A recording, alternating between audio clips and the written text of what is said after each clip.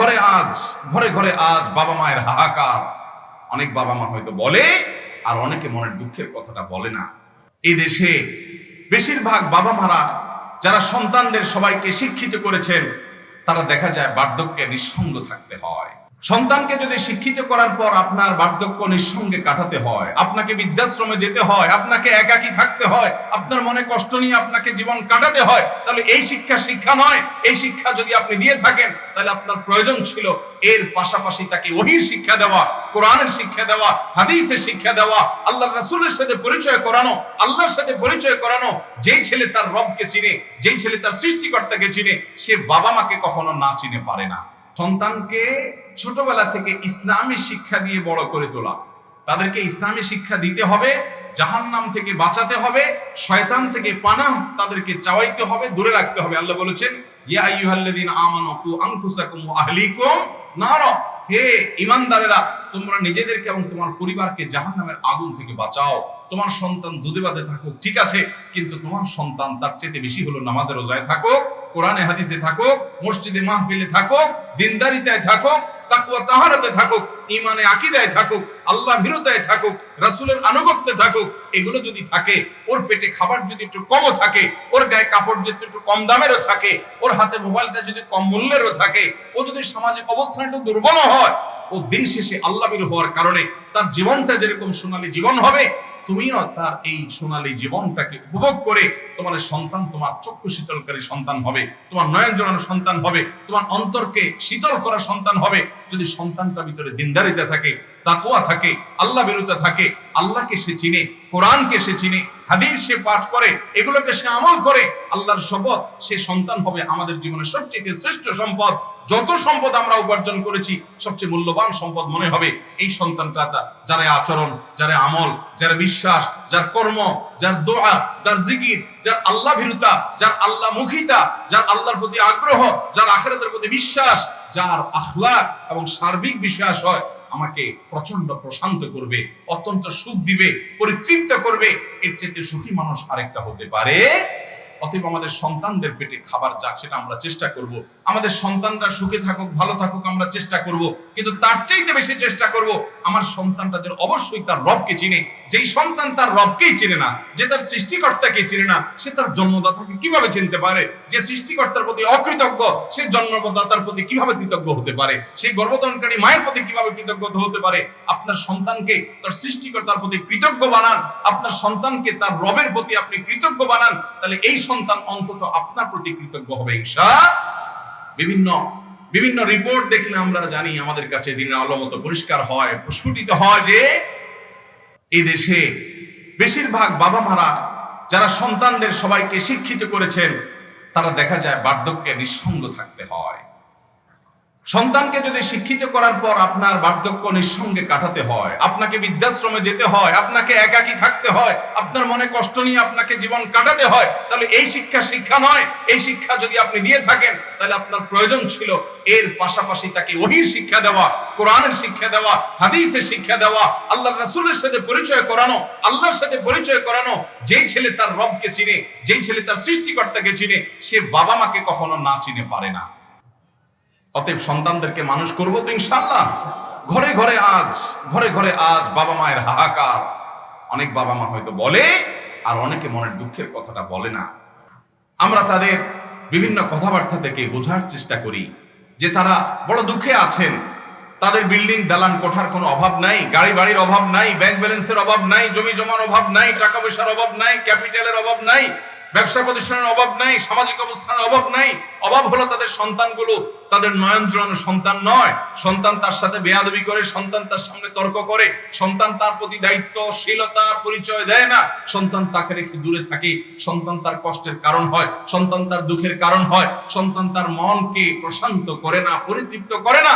আপনি যদি সন্তান আপনাকে পরিতৃপ্ত করুক, আপনার সুখের কারণ হোক, আপনার নয়ন জোড়ানো সন্তান হোক, সেটা চান, তাহলে সন্তানের প্রতি আপনার যে করণীয় গুলো আছে, জন্ম তো বটেই, জন্মের আগে থেকে তার জন্য একজন ভালো মা, তার জন্য একজন ভালো বাবা নির্বাচন করে, তার জন্য দোয়া করে, তার জন্মের পর তাকে সুসন্তান করার জন্য দ্বীনি শিক্ষা দিয়ে তাকে মানুষমত মানুষ হিসাবে গড়ে তোলেন।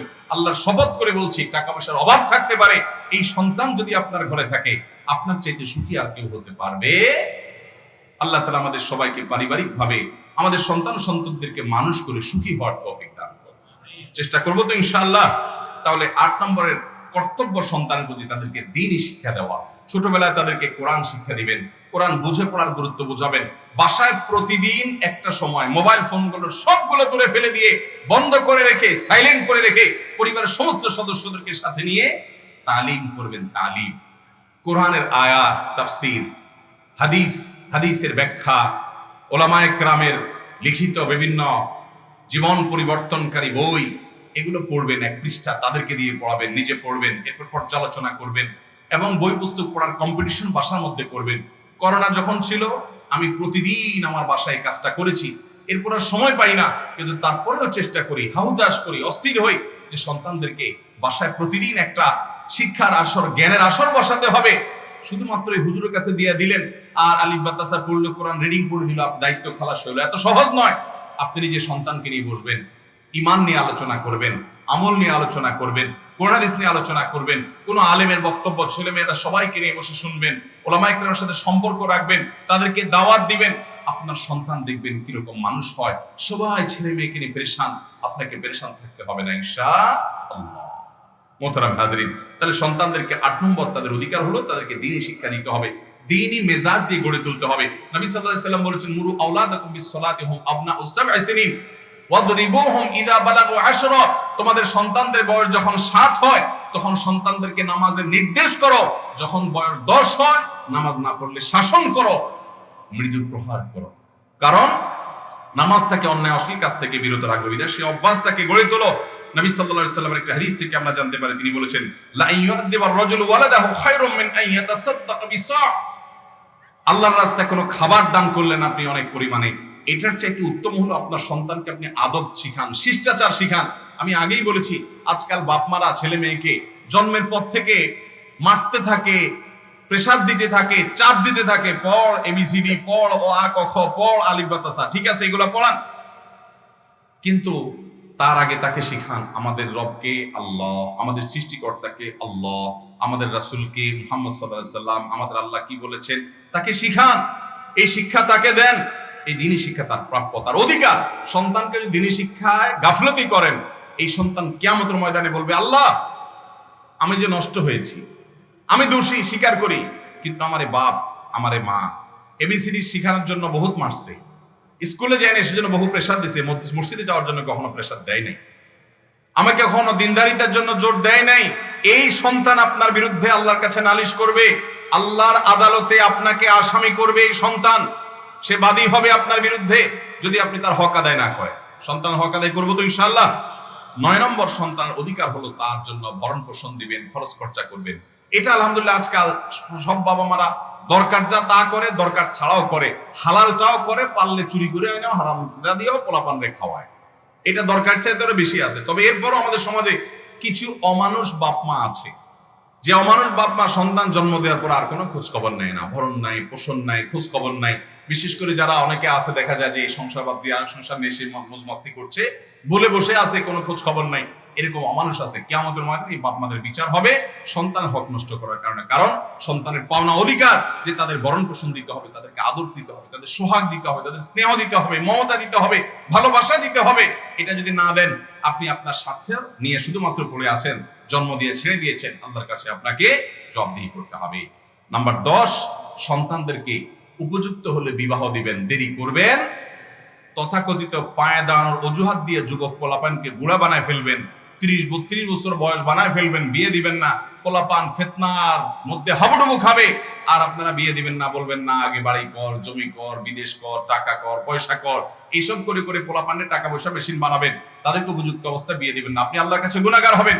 আল্লাহ কোরআনে বলেছেন, আনকিহুল আয়ামা মিনকুম ওয়াস-সালিহিন মিন ইবাদিকুম ওয়া ইমাইকুম ইয়াকুনু ফুকারা ইউগনিহিমুল্লাহু মিন ফাদলি। তোমরা তোমাদের অধীনস্থ সন্তান সন্ততিদেরকে বিয়ে দাও, তারা যদি অভাবী হয়, টাকা পয়সার টানাটানি থাকে, আল্লাহ ওয়াদা করেছেন ইয়াকুনু ফুকারা, তারা যদি গরিব হয়, বিয়ে করার মাধ্যমে ইউগনিহিমুল্লাহু মিন ফাদলি, আল্লাহ তাআলা তাদেরকে ধনী করে দিবেন। অতএব সন্তানদের কিন্তু এটা অধিকার তাদের পাওনা।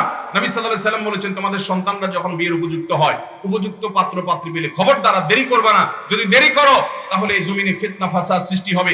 আপনার বিলম্বে ছেলেকে মেয়েকে বিয়ে দেওয়ার কারণে এই ছেলে মেয়ে যত আকাম কুকাম করবে, যত জেনা করবে, যত পাপাচার করবে, যত অপরাধ করবে, এর দায় আপনাকে বহন করতে হবে। এর কারণে আপনারও গুনাহ হবে। অনেক বাপ মা এটা বুঝেন না। আজকাল চতুর্দিকে ফিতনা, অনেক মুরব্বীরা জানেন না ফিতনার কি অবস্থা। ফেসবুকে, ইউটিউবে পোলাপান বাঁচতে পারে না। বাঁচাতে হলে বিয়ের কোনো বিকল্প নাই। অতএব তাদেরকে উপযুক্ত হলে দ্রুততার সাথে বিয়ে দিবেন। অনেক বাপ মা বলে আগে আগে বিয়ে দিলে মহব্বতটা ভাগ হয়ে যাবে, যতদিন আমার রাখতে পারে ততদিন ভালো। এটা হলো বোকামি এবং এটা হলো স্বার্থপরতার কথা। সন্তানকে যদি আপনি যে মনুষ্যত্ব শিখান, সেই সন্তান কখনো আপনাকে ভুলবে। আর যদি মনুষ্যত্ব না শিখান, বিয়ে আজকে দেন আর 2 দিন পরে দেন, আপনাকে ভুলবে, সে বাধ্য, সে হয়তো স্মরণ রাখবে না। 11 নম্বর এবং সর্বশেষ, সন্তানদের পাওনা অধিকার হলো তাদের প্রতি সমতা বজায় রাখতে হবে। সমতা বজায় রাখতে হবে। আদর একজনকে একটু বেশি, আরেকজন থেকে একটু কম হইতে পারে, এটা ভিন্ন বিষয়। কিন্তু সম্পদ দেওয়ার ক্ষেত্রে, জমি জমা দেওয়ার ক্ষেত্রে, টাকা পয়সা দেওয়ার ক্ষেত্রে, এগুলো দেওয়ার ক্ষেত্রে সমতা বজায় রাখতে হবে। আপনি এক সন্তানের নামে জমি লিখে দিচ্ছেন, আরেকজনকে দিলেন না। একজনকে অনেক টাকা পয়সা দিয়ে দিচ্ছেন, আরেকজনকে বঞ্চিত করে দিচ্ছেন, এটা কিন্তু জায়েজ নাই। নবী করিম সাল্লাল্লাহু আলাইহি ওয়াসাল্লাম এক সাহাবী তার এক সন্তানকে কিছু সম্পদ দিয়ে এসে বলছেন, ইয়া রাসূলুল্লাহ, আমার অমুক সন্তানকে এই সম্পদ দিয়ে দিছি। নবী সাল্লাল্লাহু আলাইহি ওয়াসাল্লাম তখন বলেছেন, তোমার তো আরো সন্তান আছে, তাদেরকে দিয়েছো? বলে না, দেই নাই। তখন তিনি বলেছেন, দেখো, ইত্তাকুল্লাহ ইত্তাকুল্লাহ ওয়া আদিলু বাইনা আওলাদিকুম, তোমরা আল্লাহকে ভয় করো এবং সন্তানদেরকে দেওয়ার ক্ষেত্রে সমতা বজায় রাখো, ইনসাফ করো। অনেক বাবা মা আছেন যে 2 চোখে 2 সন্তানকে দেখে, একজনকে দিতেই থাকে, আরেকজনকে দেওয়ার কোনো খোঁজ খবর নাই। একটা ছেলে লাখ লাখ টাকা কামায়, কোটি কোটি টাকা কামায়, তারপরও মা বলে কি, বলে যে ও তো আসলে কিছু নাই, ও গরিব মানুষ, আছে না নাই? অতএব সন্তানদেরকে 2 চোখে দেখা এটা কিন্তু গুনাহের কথা। বাবা মারা আপনাদেরও বিচার হবে সন্তানদের প্রতি যদি বৈষম্য করেন, জুলুম যদি করেন, একজনকে দিন আরেকজনকে দিলেন না। অনেক সময় বাপ মা বলে কি, এই ছেলেটা আমার দিকে খেয়াল রাখে, এই জন্য ওর সব জমি জমা দিয়ে দিলাম, ও খেয়াল রাখে না সেজন্য দিলাম না। জায়েজ নাই এটা আপনার জন্য। আপনার খেয়াল রাখার বিনিময়ে সে আপনার জন্য খরচ করছে, আপনি সেই খরচের টাকাটা দিয়ে দিয়েছেন, এটা ঠিক আছে। যে আপনার চিকিৎসায় 2 লাখ খরচ হয়েছে, 2 লাখ দিয়ে দিলেন, 2 লাখের জমি দিয়ে দিলেন, যে বাবা তুই খরচ করছস, এই জমি সে বাবদ নিয়ে যায়, এটা আপনি দিতে পারেন। কিন্তু আপনাকে সে আদর যত্ন বেশি করে জন্য সব দিয়ে দিলেন, আরেকজন কর্ণা তাকে দিলেন না, এটা করতে পারবেন না। আপনার সন্তান হওয়ার সাথে সাথে তার প্রাপ্য অধিকার হয়ে গেছে। আল্লাহ তাআলা বলেছেন, আবাউকুম ওয়া আবনাউকুম লা তাদরুনা আইয়ুহুম আকরাবু লাকুম নাফআ, তোমাদের বাবা মা, তোমাদের সন্তানরা কে বেশি উপকারে আসবে তোমরা জানো না। অতএব আল্লাহ যাকে যা দিতে বলেছে তা দিয়ে দাও, তোমার বুঝে আসুক আর না আসুক। এজন্য সন্তানদেরকে সম্পদ দেওয়ার ক্ষেত্রে বৈষম্য করা যাবে। মেয়েদেরকে ডেকে এনে বলবেন, তোমাদেরকে বিয়ে শাদী দিছি, টাকা পয়সা খরচ করছি, এখন তোমাদের তো আলহামদুলিল্লাহ জামাইরা টাকা পয়সা কামাই করে, অনেক আছে, থাক, তোমরা আর দাবি দাওয়া করিও না, এগুলো তোমাদের ভাইদের জন্য ছেড়ে দাও। মেয়েরাও শরমে পড়ে, লজ্জা পড়ে, বাপে বলছে, মুখে কি তর্ক করবে, বাপের সম্পত্তি তো, রাজি হয়ে চলে যায়। গুনাহ হবে, গুনাহ। আপনি মেয়েদেরকে কৌশল করে লজ্জায় ফেলে তাদের সম্পদ থেকে আপনি বঞ্চিত করেছেন। অনেক বাবারা আছেন দাড়ি পাকা, তাহাজ্জুদ পড়তে পড়তে এখানে দাগ পড়ে গেছে, 5 ওয়াক্ত নামাজ পড়েন, তাহাজ্জুদও পড়েন, নিয়মিত কোরআন তেলাওয়াত করেন, মাহফিল একটাও মিস দেন না, কিন্তু মেয়েদের হক ঠিকমতো বুঝাই দেন নাই। মনে রাখবেন, আপনি দুনিয়া থেকে যদি মেয়েদেরকে বঞ্চিত করে দিয়ে যান, আপনার মৃত্যুর পরে মেয়েদের পাওয়ার অধিকার নষ্ট করে দিয়ে যান, কিয়ামতের ময়দানে আল্লাহর কাঠগড়ায় আপনি আসামি হয়ে দাঁড়াবেন। আপনার নামাজ কুলাবে না, আপনার সন্তান আপনার বিরুদ্ধে বিচার করবে। এজন্য ভাইরা আমার, আমরা আমাদের সন্তানদের হক আদায় করবো তো ইনশাআল্লাহ। আমি এক নজরে আবারও বলে দিচ্ছি 11টা কর্তব্য। প্রথম, জন্মের আগে থেকে, সন্তান জন্মের আগে থেকেই বিবাহ করার সময় নেককার ভালো আল্লাহ, যাতে করে সন্তানটা ভালো হয়। দ্বিতীয়ত, সন্তান জন্মের পরেই তার জন্য দোয়া করা, জন্মের আগে থেকেও দোয়া করা, সূরা ফুরকান 74 নম্বর আয়াত, এবং জন্মের পরে দোয়া করা, উইযুকা বিকালিমাতিল্লাহি তাম্মা ওয়া মিন শাররি কুল্লি শাইতানিন হাম্মা ওয়া মিন কুল্লি আইনিন লাম্মা। তৃতীয় অধিকার হলো সন্তানের ডান কানে আযান, বাম কানে ইকামত দেওয়া জন্মের পরে। 4 নম্বর হলো কোনো আলেমকে দিয়ে, কোনো নেককার মানুষকে দিয়ে তাহনিক করানো, খেজুর চিবিয়ে তার মুখে একটু লাগানো। এবং 5 নম্বর করণীয় হলো তার সুন্দর একটা নাম রাখা। 6 নম্বর হলো তার জন্য 7ম দিনে আকিকা করা। 7 নম্বর দিনে তার চুল চেঁচে চুলের ওজন পরিমাণ সদকা করা। এবং 8 নম্বর হলো তাকে দ্বীনি শিক্ষা দেওয়া, নামাজের অভ্যাস করা। 7 বছর বয়স থেকে নিজের সাথে মসজিদে নিয়ে যাওয়া, অভ্যাস করানো, আল্লাহর কাছে দোয়া করা শেখানো, কোরআন তেলাওয়াত করা শেখানো, দ্বীনদারি শেখানো, ভালো পরিবেশে তাকে নিয়ে যাওয়া, ইমানদারদের কাছে নিয়ে যাওয়া, ভালো ভালো ফ্যামিলির সাথে নিয়ে যাওয়া, যারা আমল এবং ইবাদতের মধ্যে থাকে তাদের সাথে অভ্যস্ত করা। 8 নম্বর অধিকার দ্বীনি শিক্ষা দীক্ষা দেওয়া।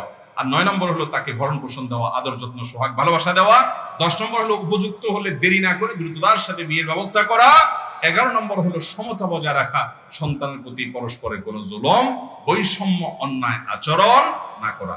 আল্লাহ রাব্বুল আলামিন আমাদের সন্তানদের প্রতি আমাদের সকল কর্তব্যগুলো আদায় করার তৌফিক দান করুন। কিয়ামতের ময়দানে আমাদের সন্তানরা যেন আমাদের বিরুদ্ধে আল্লাহর কাঠগড়ায় আমাদেরকে আসামি করে যেন বাদী হয়ে না দাঁড়ায়, সেই তৌফিক আল্লাহ আমাদেরকে দান করুন। সন্তানদের হক আদায় করলে লাভ আমাদেরই হবে। এই সন্তান আমাদের দুনিয়া আখিরাতে মুখ উজ্জ্বল করবে, সুখ এবং তৃপ্তির কারণ হবে।